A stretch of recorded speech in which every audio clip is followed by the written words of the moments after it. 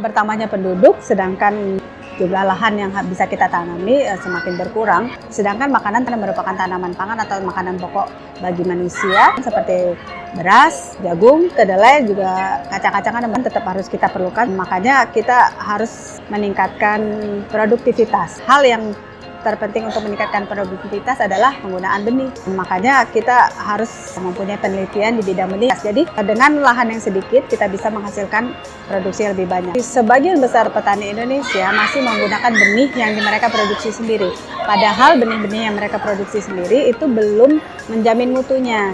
Padahal hal yang terpenting di dalam benih adalah penggunaan benih yang bermutu. Artinya mutu yang bisa dijamin. Jadi kalau dia bilang potensi hasilnya 9 ton misalnya, maka benih-benih yang bersertifikat atau benih bermutu akan menghasilkan sesuai potensi hasilnya.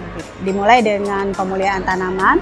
Pemuliaan tanaman itu juga terkait dengan agronomi, kemudian ilmu teknologi benih, statistika untuk meng-crossing dan memilih peluang mana benih yang terbaik, kemudian ilmu tanah, plant pathology atau ilmu penyakit tanaman, biologi, klimatologi, saya rasa itu deh.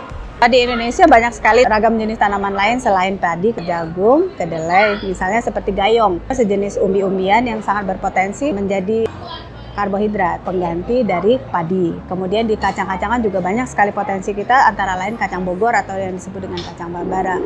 Kacang ini sangat terkenal di Afrika karena banyak digunakan sebagai makanan pokok.